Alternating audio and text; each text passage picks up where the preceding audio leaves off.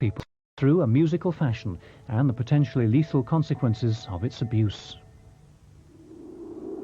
It's just such an intense feeling. Everything's just perfect. It's above everyone. Cloud nine. You're dancing, you can dance and you feel so full of energy. You can just walk up to people, put your arms around them. Everybody's in the same buzz as you. It's just ecstasy, mate. It's just ecstasy.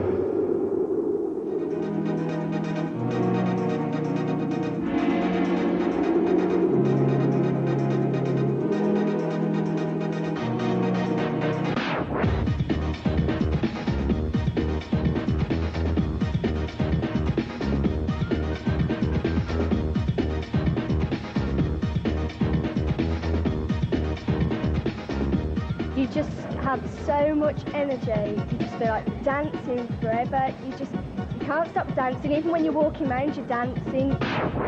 I'll buzz from this until next week. Thursday or Friday, the end of next weekend, I'll still be remembering what I was doing tonight. In less than 3 years, rave music has established itself as one of the most startling and controversial musical fashions for many years. What distinguishes rave from other fads is the key role of a recently rediscovered drug. Not all the kids in this film take drugs, but many do, for ecstasy is at the very heart of rave. I believe that ecstasy is absolutely central to the rave scene. I don't think the rave scene would have emerged had it not been for ecstasy. The whole environment is structured, if you like, to maximise the effect of the drugs. That's the whole purpose. It seems to me that's the whole purpose of the scene's existence, is as a celebration of the drug ecstasy. Like heroin or cocaine, ecstasy is defined as a Class A drug. Mainly for this reason, it's left to the police to control its spread. Operation Patriot, another weekend. The object of the exercise obviously is to get out on the streets and to detect the persons who are possessing the drugs with intent to supply, and also those in possession and using for their own use. I will just say this to you: all you need to do while you're out there is to remember this: you are policemen, you need to be polite to these people, and above all, be professional. Ready, Kevin? There you go. Yeah, I'm going in with one. Penny's got the radio. Staffordshire Police have launched one of the most ambitious, high-profile operations against the drug ecstasy. Operation Patriot was launched in September 1991. Since then, there have been almost 500 arrests and some notable seizures of drugs. The operation has been focused here in Longton, an unremarkable part of Stoke-on-Trent, which, rightly or wrongly, has become notorious as a centre for drug dealing. On this car park, week after week, the police arrest people buying and selling drugs. This Saturday night is no exception. Is that all you got? Yeah. You got anything else? Just tell us. Anything else? Just tell me. Just a knee. Where you got that from? Oh, I bought it a few weeks ago. Just shine us your torch. What's this? Is this your cannabis as well, mate? Yeah. Is it cannabis? It is. So I'm arresting you on suspicion of possession of a controlled drug. You didn't have to say anything unless you should do so, but what you say may have given evidence. Do you understand that? Do you understand that? Listen to me. Okay.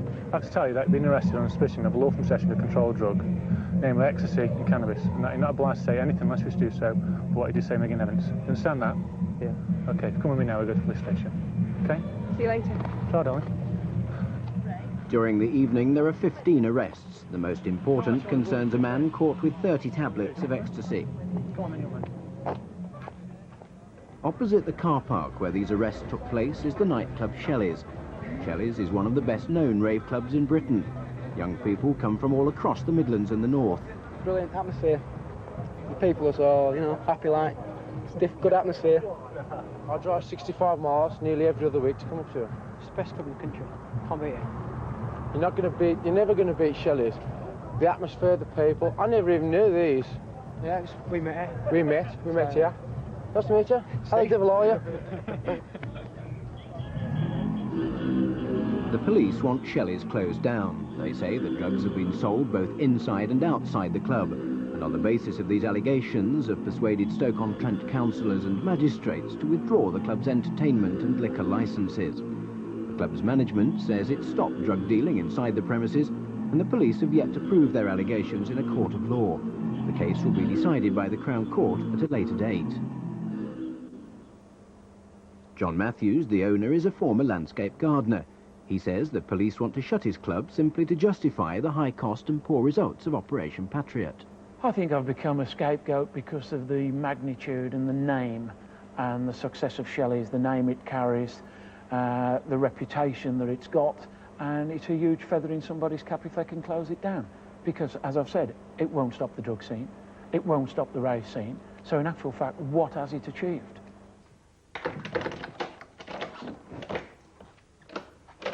Hugh Tyson was in charge of the drug squad for much of Operation Patriot. Drug dealing in Longton, he said, had simply become intolerable. Shelley's was a part of both the problem and the solution. Operation Patriot is not just about closing Shelley's nightclub. It's to combat open and widespread drugs dealing in the town centre. It was identified that because of the rave music scene, drugs were openly being sold in public car parks. I went up and saw for myself that drugs were being sold from vehicles parked in Cook Street car park, and right next to these drugs dealers there were people loading their cars with children. We've been castigated, if you wish, for something that is not our fault. It's a problem that we are trying to address, we are trying to control, but it's an impossible one to control. Absolutely impossible. There comes a situation where you cannot stop someone who wants to take a drug. Drugs are renowned right the way through the UK. They're in every walk of life. They're in as early as schools, they're in rock concerts, they're at football matches, they're in nightclubs, they're in raves, they're in pubs, they're in the street, they're in the park. Drugs are here, and drugs, as hateful as they are, they're here to stay. We firmly believe that we have a duty to vigorously enforce the Misuse of Drugs Act and stop drug abuse in Longton. It may drive it elsewhere. Who's to say that it won't? But as long as the problem is in Staffordshire, then our policy is to deal with it firmly. If you've got the money in your pocket, you can get it from anywhere. You get local dealers down your local shopping areas will have it. Go to any pub, somebody in there's bound to know somewhere where they get it at any time, any day. Where we live, 6 or 7 pubs definitely. It's no around that you could go in there, you could say, oh, I want some acid, oh, I want some ooze, where can I get them? And you'd have 2 or 3 dealers just there, straight away. Isn't it true that you've made money out of the drug ecstasy? I wouldn't like to think I've made money out of the drug ecstasy. Let me see if I could channel that differently. I've certainly made money out of the rave scene. So have a lot of other people, record labels, artists, bands, DJs, Top of the Pops, BBC, ITV. Anyone that has featured any article on rave or they've carried a programme on that, the media, the press, magazines, yeah, we've all made money out of the rave scene. If we are saying that the rave can't survive without ecstasy, then maybe inadvertently and certainly not illegally, I suppose we can be accused of making money out of ecstasy. I'm certainly unhappy about the publicity that the drug gets through records. It's a drug that is regularly mentioned in records that get into the top 20, and you can hear it on any radio station, including Radio 1. And I feel that may even promote the drug itself. As far as publicity goes, I don't think that parents of these young people are fully aware of the dangers of the drug. Hi from Top of the Pops. We're still the biggest and the best, and we kick off with a group of guys who are sure to steal your heart. Straight in at number 3, Smarties and Sesame's Treat. This was one of the most controversial rave hits, Sesame's Treat by the Smart He's. Many people criticised it for the overt way it targeted the very young. Other songs have also carried direct or indirect references to ecstasy. Television has often unwittingly helped to launch the drug into countless homes. This partly explains its phenomenal rise. 5 years ago, ecstasy had not even come onto the market. We've never heard of it. It has become extremely popular very quickly, and I think promoted by the rave music. It is quite freely available now, almost everywhere. It is the most popular, sought-after drug by young people. And as long as that is the case, then the demand, I feel sure, will be met by the suppliers.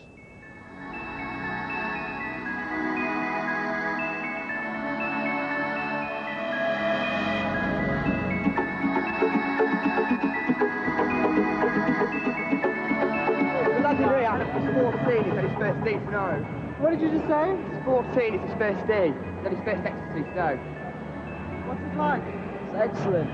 Everybody's just sharing things. You see one fight, like, if I had a quid, like, you need it. Yeah, man. Right, sorted. This is excellent. It's the best day of my life, I swear. This is the best.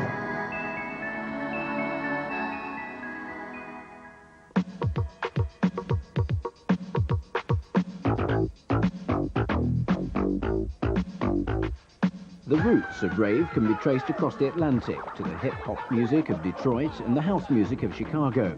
A few British DJs working in holiday resorts in Spain then brought the music, complete with a continental influence, to Britain.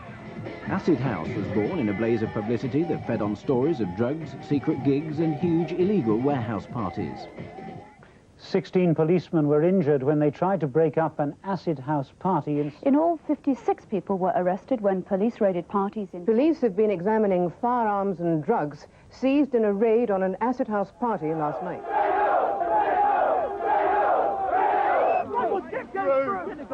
This was the popular face of Acid House, defiant, aggressive, anarchistic. But as the police effectively stopped the illegal parties, the music, the drugs and the philosophy behind it subtly changed.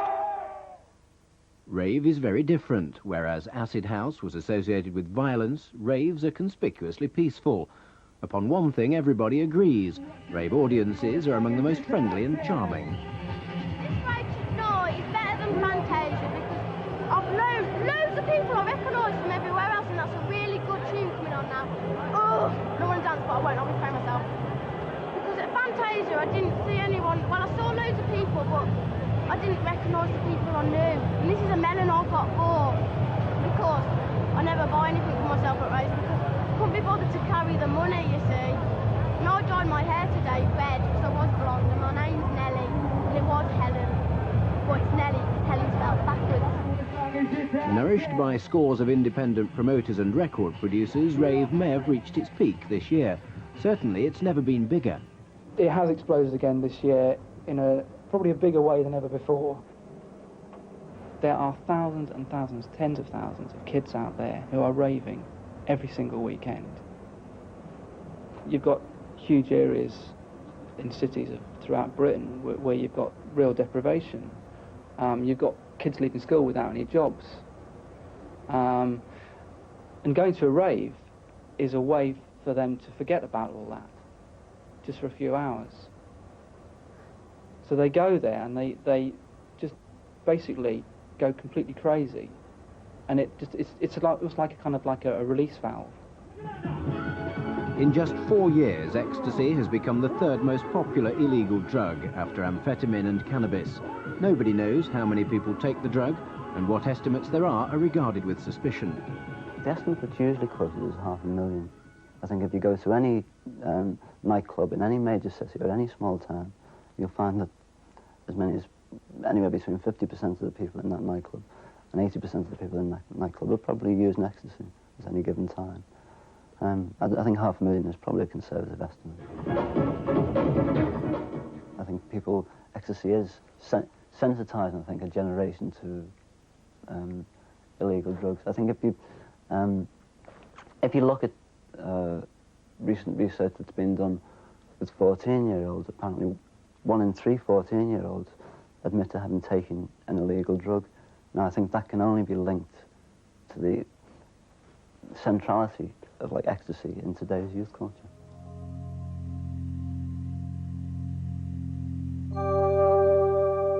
Ecstasy, or MDMA, was first synthesized by a German pharmaceutical company in 1914.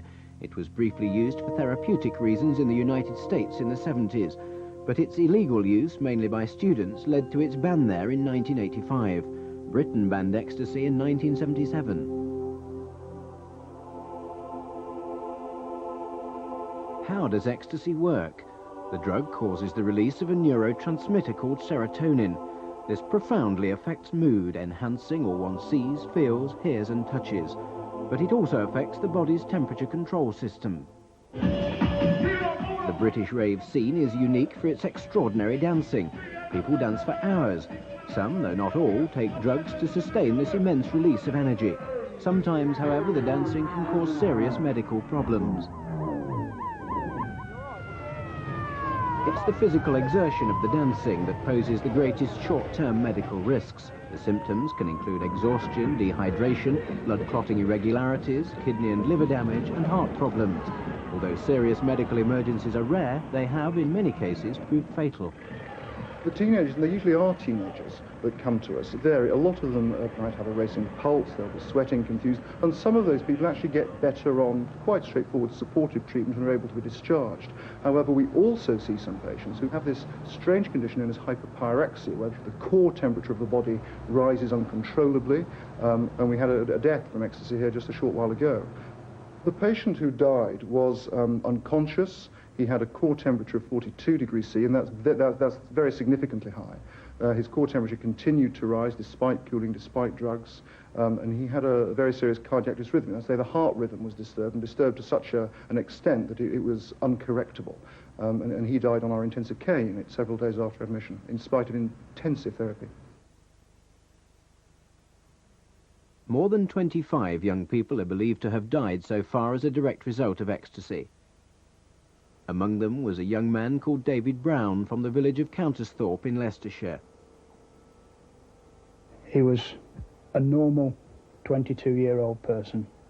He lived at home with us. He was a good family member. A normal, healthy person, as far as I was aware. It came as a very great shock when we found that he was involved in taking drugs. It's difficult for parents to be able to detect if the children are actually involved. I think it's only the youngsters themselves that know if they're taking drugs or if they're not. And I think for their own sakes, I would say to any of them that are taking drugs, don't do it, because it's been proved in this instance, if you get involved in drugs, it can take your life. I did have 3 children. I've now only got 2 daughters. We are slowly getting out of it now, but it's something that will live with us for the rest of our lives.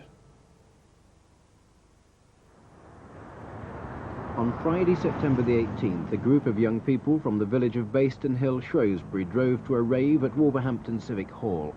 One of the party was Simon Pitchford. Later that evening, Simon took ill.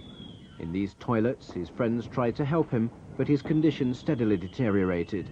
Later, an ambulance was called, but Simon Pitchford died before he reached the hospital. He was 18 years old. One of the people who tried to help him that night was his friend, 22-year-old Christopher Formston. He was just a general good mate, I suppose, no different than everybody else. Very, well, to say, very, very kind-hearted, never do anything to hurt anyone. I saw him about 3 times during that night. He had a big smile on his face. You shake each other's hand as you do. Tell him you're having a good time and that. And I saw him again about 1:45, 1 o'clock. As I say, he comes stumbling through the door. His eyes rolling and looking pretty scared. I took him to the toilets with another friend. We started dousing cold water on his head, try and cool him down, give him a drink. And that didn't work too well, so we took him outside of the toilets, went upstairs to put him by a window which was open, try and get some cold air to him.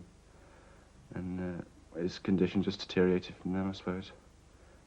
I come back, I start putting my arm around his ear, and that's when he started shaking very violently, as if someone's put an electric shock through him or something. And I walked down the stairs because I couldn't take any more. I was that far away from going the way he was. Walked down the stairs, turned around and he was just on the floor with his eyes wide open, motionless. But I mean, what he went through was, it's the most scariest thing I've ever seen him, apart from anyone, not just because he's my friend, but because of the fear on his face. It was as if he was facing death, just looking death straight in the face. That was what he looked like. You can't tell people what to do, you can't tell them what to do.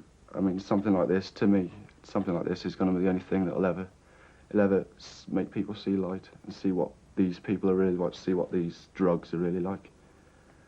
You can't tell people what to do. They're just, you know, something like this has got to happen for them to realise how stupid it is. It really is. On September the 24th, Christopher Formston was charged with possession of a controlled drug and with unlawfully supplying Simon Pitchford with ecstasy. His case will be heard at the Crown Court at a later date.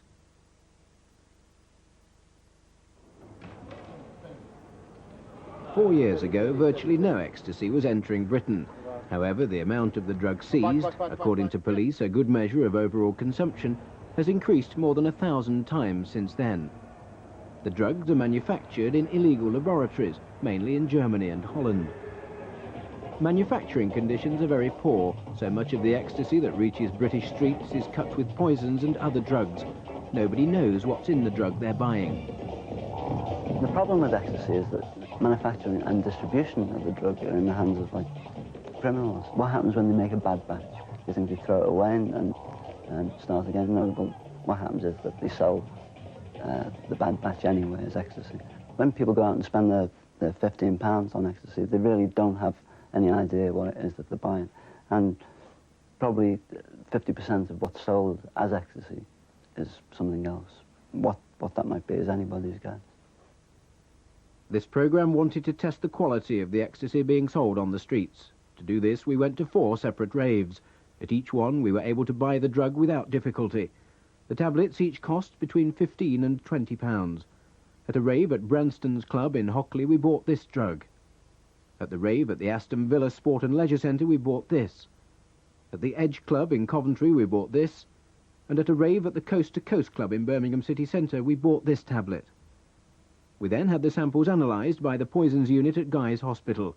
They contained caffeine, codeine, amphetamine and paracetamol. 2 contained MDA, a potentially dangerous amphetamine relative of ecstasy. None of the 4 samples sold as ecstasy contained any ecstasy at all. It's just getting really bad nowadays. You don't know what you're buying. I've heard of people like selling tablets put dogs down, and they're selling to like this geezer took it, yeah? He screwed up badly. I don't want to like go killing myself on anything like smashed glass or I don't know, Ajax powder or anything like that. Every time you're taking it, you're taking a big risk. I mean, you just don't know what you are taking. It could be anything. Could kill. In spite of the large number of people who take ecstasy, there is at present remarkably little knowledge about the drug's long-term effects, and what research there is mostly taking place illegally on the streets. My biggest concern about the drug is the number of people that's taken it, given how little we know about it. It's as though 500,000 people are engaged in an enormous field trial for a substance that we really know very little about. The most important question is, does ecstasy cause permanent brain damage? The drug is known to have caused brain damage in animals, but scientists are reluctant to conclude the same for humans. At present, there is no conclusive evidence to suggest the drug does damage humans, but some scientists have considerable worries. Dr. John Henry is a consultant physician at the National Poisons Unit at Guy's Hospital. One of his jobs is to monitor the growth of the use of ecstasy and the dangers it presents. My biggest worry about ecstasy is the fact that it may have long-term effects which are not noted immediately. People may be on the drug for a while and then give it up, but it's possible that months later or years later they may develop depression. I don't know what proportion of people will develop depression once they've come off ecstasy, but I'm quite sure that a small proportion will. And my real worry is that that proportion may be very high. It's possible that 50% of the people who take ecstasy may develop severe suicidal depression in years to come.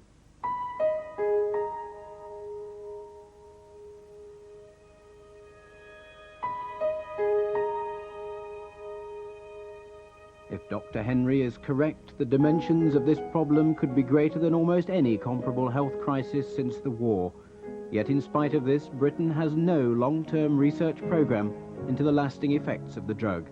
Illegal drugs are of little interest to pharmaceutical companies. But shouldn't the government fund this research, given the critical need for information? Would young people still take the drug if they knew it damaged their brains? The Home Office Minister, Michael Jack, said he thought such research might actually be counterproductive. To talk about doing long-term research into it merely prolongs, if you like, the situation in terms of getting the message through to people that ecstasy should not be tampered with. We know enough about it now for that simple message to get through and to lodge in people's minds. There certainly isn't enough research being done into MDMA at the moment. We need a lot of research because so many people are using the drug at the moment, and we need to find out what's going to happen to them. We need research at a sociological level. We need to know how many people are suffering adverse effects of various types. Also, we need more research into the severe acute effects. We need to know why these people collapse and die in clubs. And also, we need to know much more about how ecstasy affects the brain, how it affects the brain terminals, and whether the effects are reversible or not. That is one of the key questions. We need to know really how full the recovery is after any damage that occurs. I mean, I believe that there's been no money for research because I think people think of drug problems as something that doesn't affect them. I think people think that people who take drugs are the criminal classes. They don't think of them as our children, our mothers, our sisters. We don't think of them ourselves. As a consequence, I think drug research isn't a very high priority.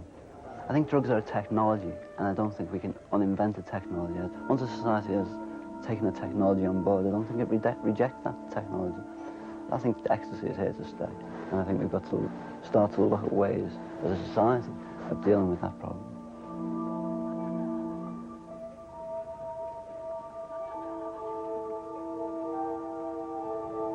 Well, it's scary because, I mean, we don't know what's going to happen. I mean, I was thinking about it the other day, I've done drugs. Does it mean I'm going to have to form kids? Does it mean I'm going to have, you know, like kids that have got brain damage? Is it going to affect me in later life? You just don't know anything.